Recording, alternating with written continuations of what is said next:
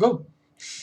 So, here I am to pester you again with unimportant things. I wanna bet that you are quite exhilarated about it and about my appearance because you see, very important, the best club in England. Never forget. Uh, this has something to do with what I'm about to say and these questions and stuff. So, yes, I could be a bit vulgar right now, and I could be very direct. So, you have been warned. Okay? Don't say I didn't warn you. By this pen, I did warn you. First question in the third group has to do with beauty. Do I agree with the common conception of beauty? Do I change views about beauty? Okay, right.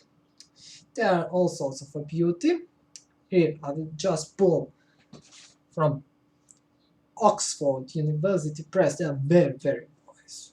A lot of influential people from the day have to know it better than I do. So let's see. They define beauty as a combination of qualities like, for example, shape, color, and form. Shape and form, aren't it the same? Which are pleasant to the aesthetic senses, especially the sight sense. Here, the word aesthetic has to be outlined. It's also a combination of qualities which are pleasant to one's intellect.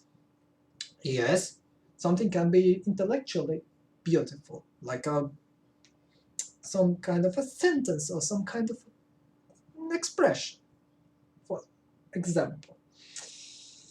Now, with that said,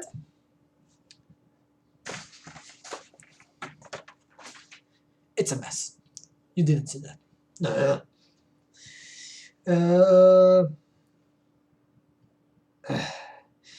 Do I agree? What's beauty? That's the definition. The beauty is often has this connotation. You see a woman and you get excited. You get a massive burst of positive energy and some physical sensations. I'm not quite certain which. No. And then you have desire to do something like this. I'm not certain what it is. No! What is a common connotation with beauty? This plus some beautiful paintings, beautiful sunsets, some random things. I really don't know. Because what's beautiful to me is really not beautiful to someone else. If I like, for example, big butts, someone can think of them as ugly. If I like crooked noses, someone can think of them as ugly. Because beauty is in the eye of the beholder. The question poses itself. Which one? It has a massive amount of eye stalks and a central huge eye. You know what I'm talking about. The beholder. Right. Do I change views on beauty? No. Why should I? Beautiful things is beautiful. And I'm going to be obnoxious, but there is something oddly beautiful about this thing here. You know? I'm supposed to describe a beautifully dressed person. What is the core of beauty? How would I describe to a person who heard that term for the first time in his or her or its life? First of all, which person didn't hear for beauty? Which person didn't witness beautiful flower, beautiful girl, beautiful man, if we are talking about a girl, uh, a beautiful sunset, a beautiful piece of music, or whatever else? Who the fuck are you? You're. I have no words for you. You're crazy. But let's move on. Beautifully dressed person. Beautifully dressed person. It varies from whom you ask. Some like when the colors are matching, like black, black, black. Some like when there are contrasts, like orange, black, like orange, blue, red, blue, white, white, black stuff. It's difficult to explain. It depends on the person, just the same as beauty does. What's the core of beauty? The core of beauty is when something just is aesthetically all right. When it catches your eye, when it catches your scratch it. When it catches any of your senses, when it's when you cannot miss it. It's like a beautiful woman when she's walking down the street. You cannot not turn your head towards her because she's aesthetically pleasing. Has a core of it. Why do people turn their heads after Ferraris? Because they are beautiful. They are beautiful. They have that pedigree, that racing Grand Touring pedigree. Lambos they are just crazy, and they are too outdified in last 10 years or so. As good Lambo is Diablo, just to get it straight. None of this crazy enough. Remember Kontosh? How would I describe beauty to a person? I wouldn't, because such a person who does not know what beauty is crazy. Those bases for understanding of beauty exist. Does such a thing as a classical beauty exist? Classical beauty does not exist. Unless if you are referring to some kind of classical pictures, like, I don't know, Leonardo, Raffaello, and other Ninja Turtles. Yes. It could be understood like that. Like, it's a piece of a beautiful classical work. Leonardo, Boccaccio, Petrarca, stuff like that, really. But to define a piece of thing as beautiful, for in some classical sense, you cannot. It's different for various persons. The tastes can overlap. They can overlap, and there's enough people on planet Earth that they really, really, really will overlap. It's basic law of probability, really. But that's what it is. There's no classical beauty and all-encompassing beauty. What is beautiful forever? Is there any basis for saying beauty? There is not. It's very personal. That's beautiful to me. Could be to someone else. I shot this, and all the Manchester United fans start laughing. Right. So you see, it is not. What's comfort and coziness? Can I create them? Right. These are some not familiar things to me, I must say. And I had to look them up, and I looked them up. Gee, wonder where. I went with cattle and ended up in a river.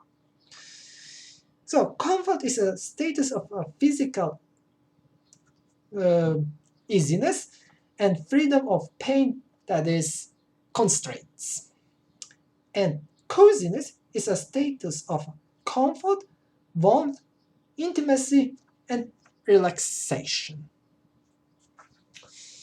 Those are definitions. What do they mean to me?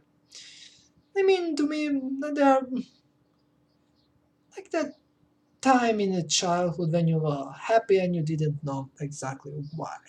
Because you were just comfortable, cozy, you know. And perhaps you had less. I'm willing to bet that you even had less than you have now. And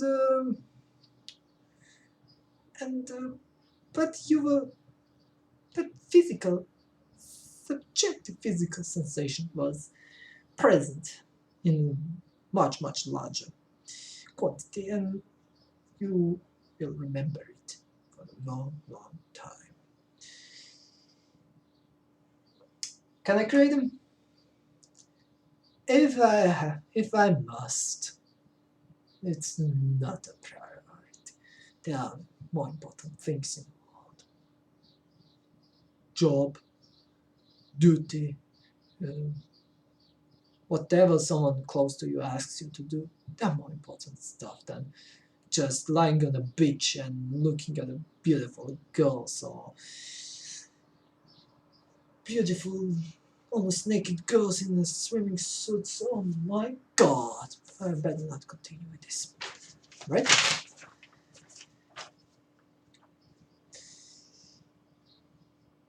How do I pick my clothes? Do I follow the fashion? Why yes, why not? How do I pick my clothes? What kind of question is that? It's like you ask me, how do I brush my teeth? It's uh, I pick them based on no, if they are comfortable, if I like their aesthetical look, if they have something that catches my eye, like a certain badge. I'm obnoxious, am I not? Uh, I do not follow the fashion because I'm not a mindless drone. Thank you very much. I'll pick my own clothes, such as, for example, I prefer that Bordeaux Arsenal dress that they carried on the last season on Highbury. You know which I mean, that Bordeaux violet wine colored one. That's the most beautiful one with golden stripes. They should remake that one. On the other hand, they should not, because it has a certain amount of gravity towards it. Yeah, they should not.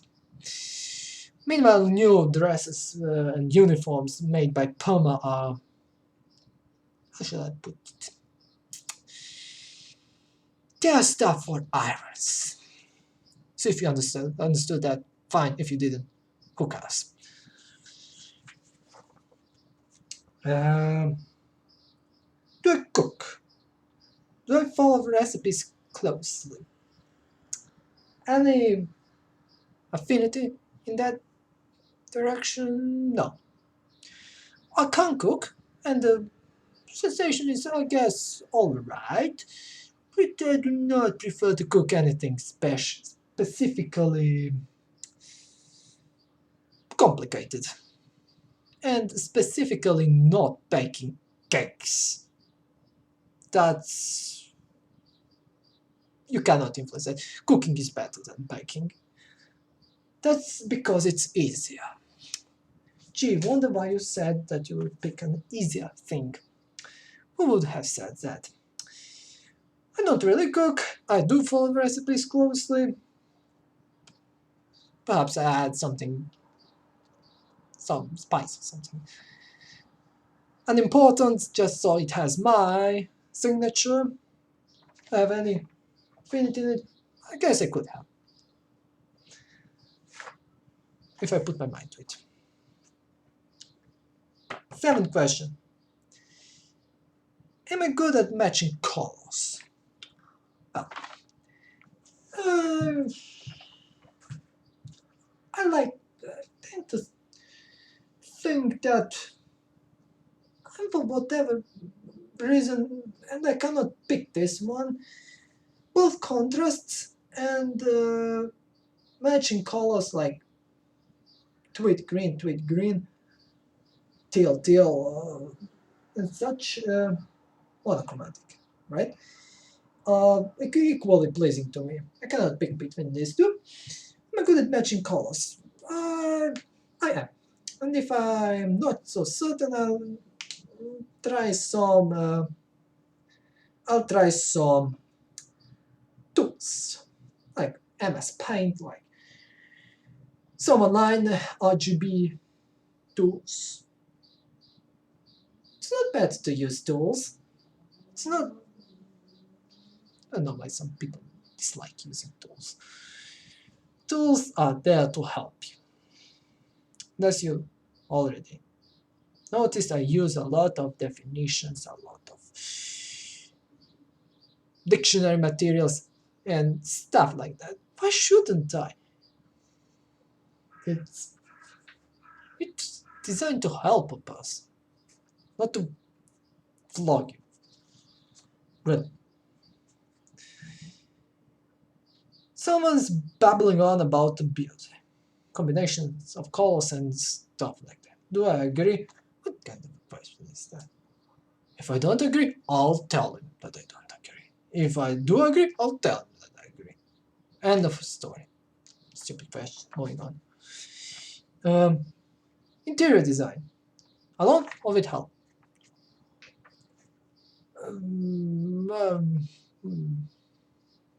I was never drawn towards this part of life. I really have no affinity towards this. I would do it in a pack with a professional interior designer, with my family, with whomever. I wouldn't do it alone. I have no interest in this. I have matching colors and stuff. Those things are yes, interesting, but they are not my fault. What can I say? I never paid any notice to that because I haven't moved a lot. I go to the seaside and I go back here. And what can I say? Interior design? What?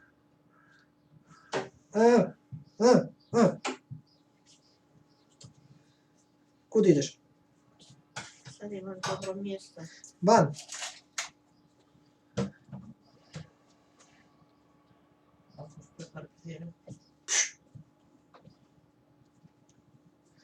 How do I know that someone has a bad taste? Excuse me for that, it was an interruption concerning the parking. And ignore that whispering on the pillow language. It's nothing one should understand. Unless one has a particular one for pain, because it's a very, very difficult language. It's close to Russian, and a lot of little things are involved to the point that it's equally as difficult as a Latin language. Well, how do I know that someone has bad taste? Do I trust my own taste? I don't know if someone has bad taste, unless he's blatantly misdressed like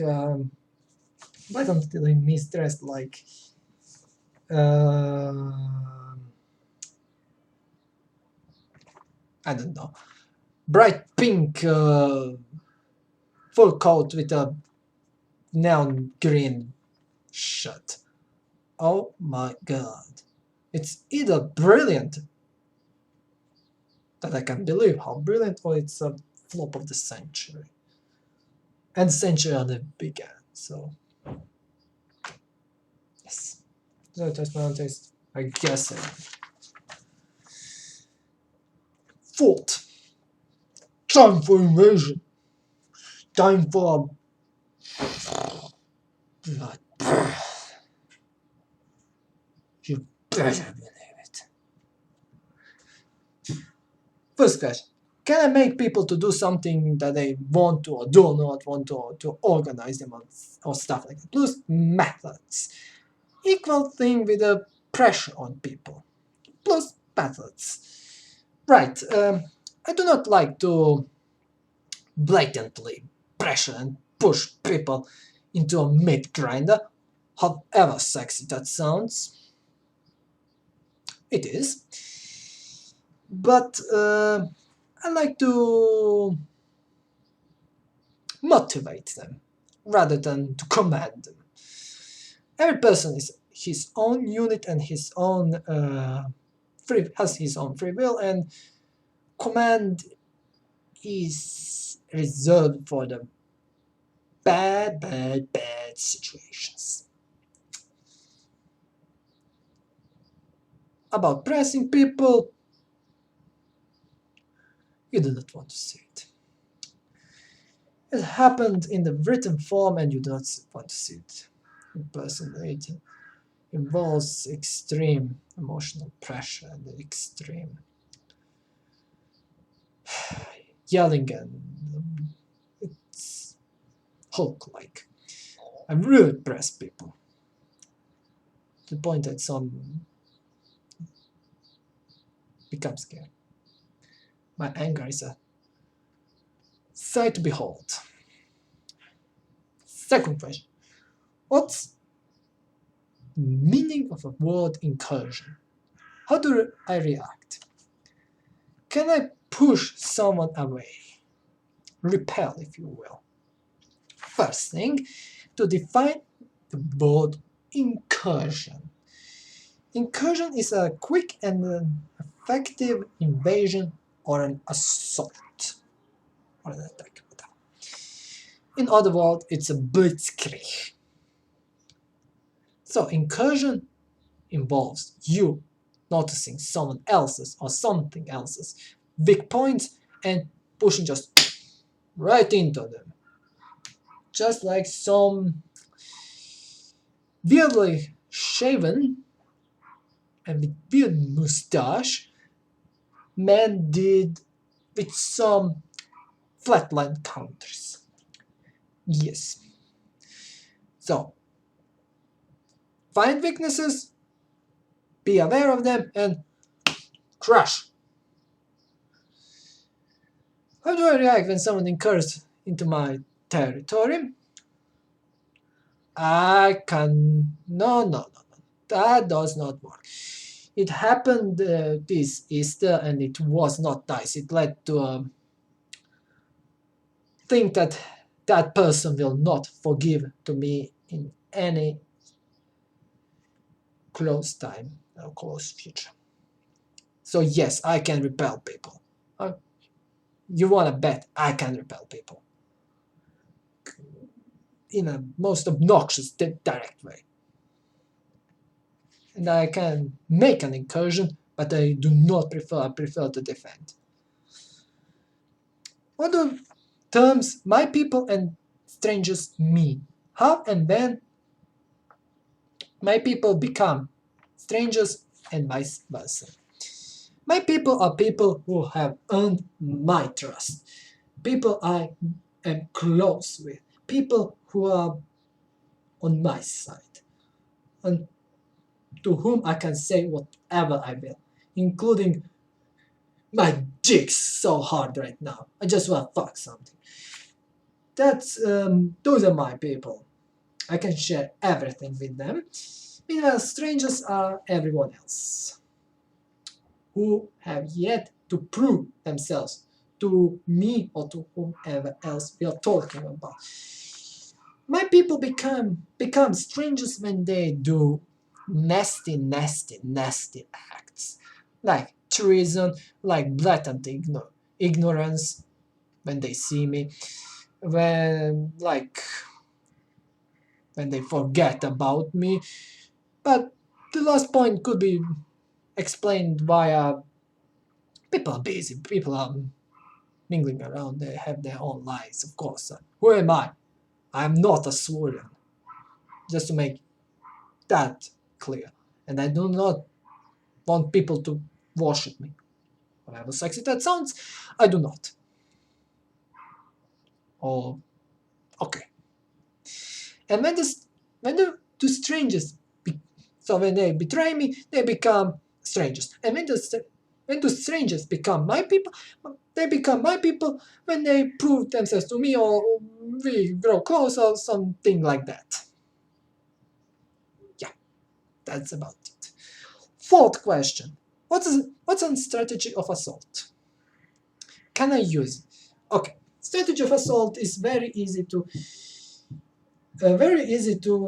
explain when you have an experience in strategy games of any kind, whether for X, RTS, TBS, whatever. Grand strategy of Europa Universalis or something like that. It's very clear, or if you have experience with sports and stuff like that. Strategy of an assault, that is of an attack, is when you set up yourself a goal that you want to do, rather a goal that you wish to attain, to conquer, and that must be yours. Let's say, an example from a recent past. Last week, Portland Timbers lost horribly to LA Galaxy 5-0. And they obviously set the strategy of an attack against their arch nemesis, Seattle Sounders, which are, if you ask me, more powerful, but they suck. And they set a strategy of an attack with a very fine 4-2-1,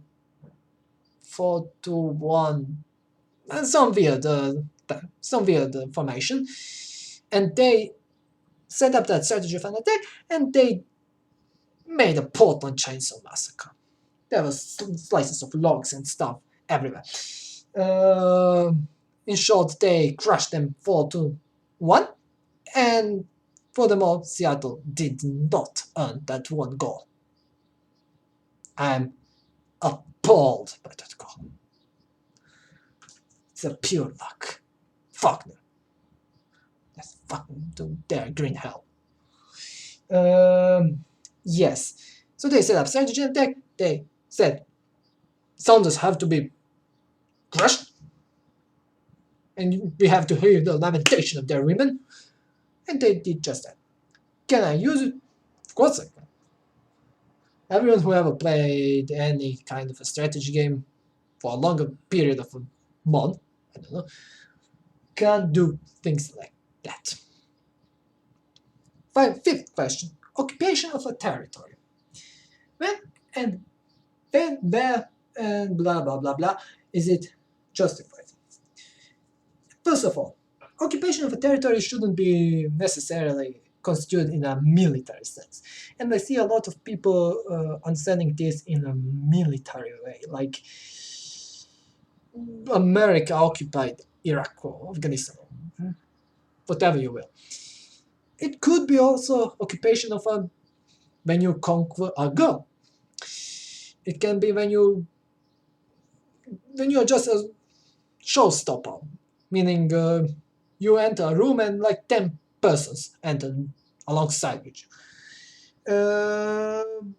Everything of that sort is an occupation of a territory. It's not just US of A and Iraq. Why so blatant? A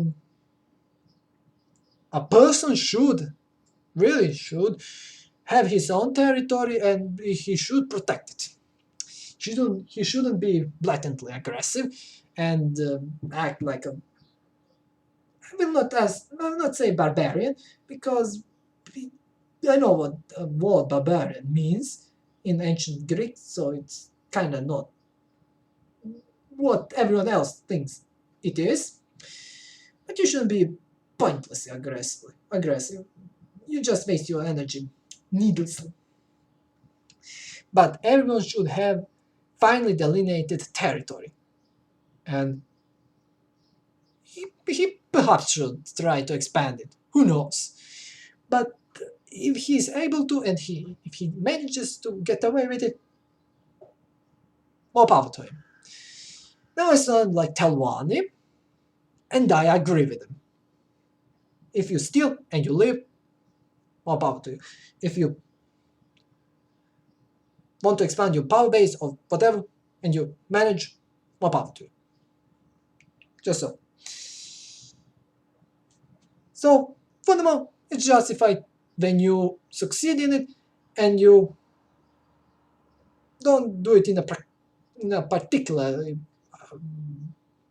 obnoxious way. And innocents die or something. There are things and there are things. Methods of a volitional force. When in what situation are they useful? Methods of a volitional force. What can I say? It's like when you press someone to do something. They are very useful, let's say, when you are a diplomat. Not so much a diplomat, it's more when you are asked to give orders like a sarge or something like that, when you must make someone do something, and you, if he doesn't do that, you just fucking, and you give him a pencil and tell him to scrape the ever-loving shit out of the military bathroom, and that is toilet. And anyone who ever experienced that in the army knows what I mean. I haven't, but I can imagine. Imagine scraping shit with this. Good luck. That's volitional force. And you will be inspired to do anything, just so you do not have to scrape. That's volitional force. When they're useful, I said, when something really has to be done. Seventh question. How do I defend myself and my interests? This is something that suits me well because I am well versed in defense, in shield-based stuff and like that. I even play tanks and stuff in RPGs, MMORPGs, etc. It's really uncanny. How do I defend myself? The precise word would be zealously. I just cannot stop defending my own people and stuff like that. It's just uncanny. I do not want to quarrel with other people or to step on someone's toes, things like that, because everyone has its own freedom and etc. etc. etc. But if they threaten my people and my interests and myself, I will have to defend myself and I will retaliate. So that's about that. You better believe it. 8. Describe my behavior in the situation of opposition. Oh, that's ugly. In this situation, I do whatever is required, so I and no one else comes on top. There can be only one winner on the first position, that is a pole position. There cannot be 5 people. And it's not the first position. And it's a diarrhea. Like, take for an example Usain Bolt, or Asafa Powell, or Justin Gatlin. First, let's say, is Usain. Second is Justin, and third is Asafa. That's it. He's first. In the situation of opposition, he won. It's exact same in every kind of an opposition. There can be only one winner. If you back down or act like a spineless wretch, you will lose. I crush opposition. I do not like these situations because the steamroller effect of me is really, really. Yes. What can I say? I crush a person. Because you have to be right. End of the story. Ninth question. About strong persons. Do others perceive me like that? Do I perceive myself as?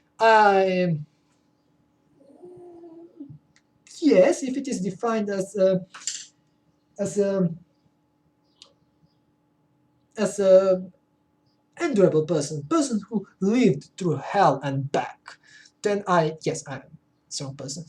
I tend to think that other persons also think of me as a strong personality, but I will not speak on others' behalf. You would have to ask them, not me. I do not represent anyone's opinions, but my own opinions and me myself. I tend to think that I have lived through nightmare and stuff. Unimaginable, really. So you have to be a strong person to survive that and not go cuckoo.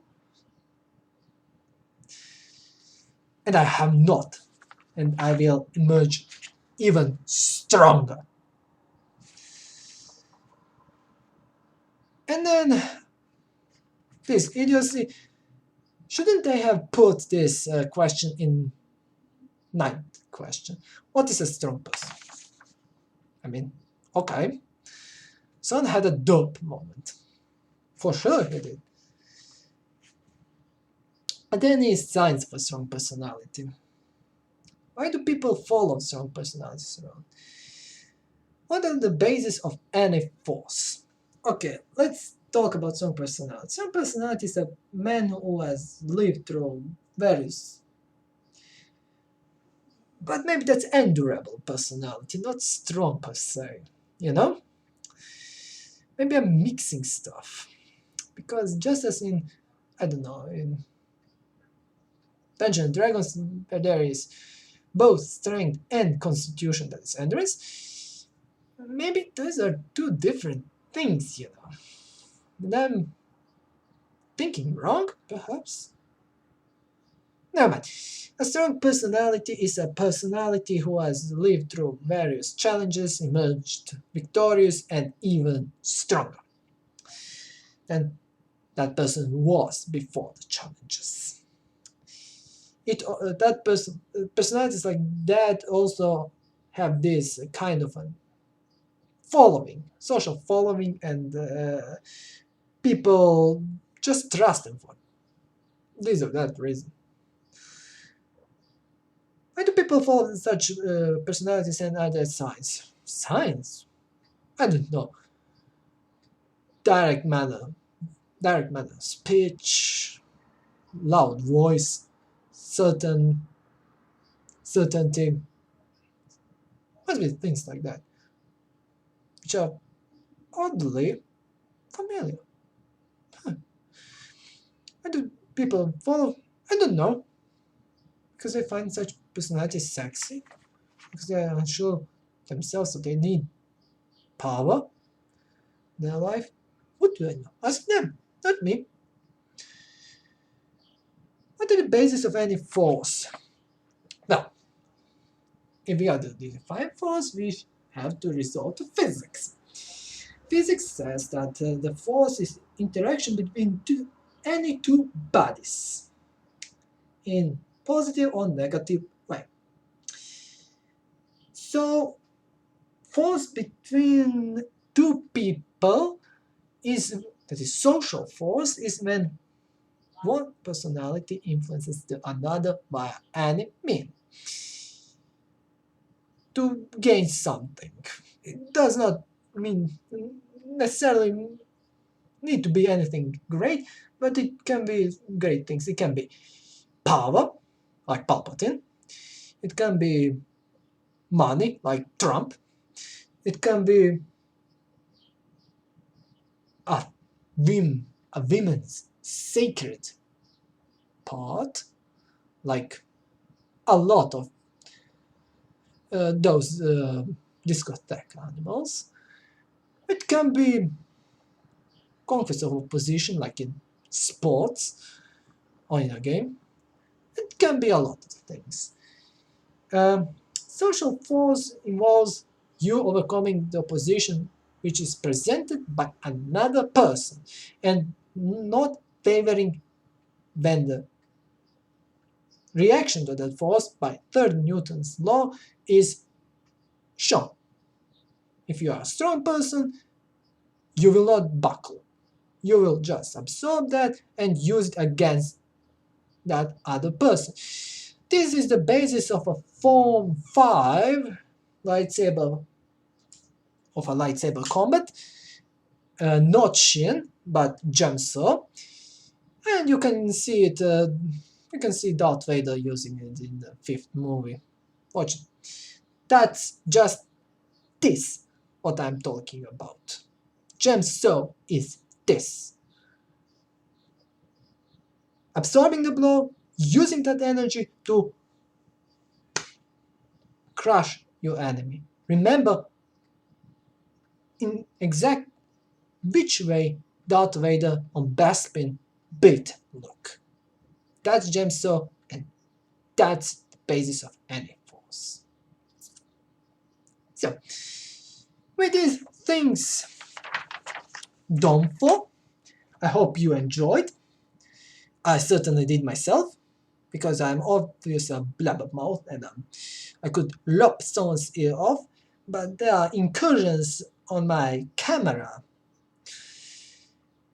range, so it's time to close this chapter and move onwards.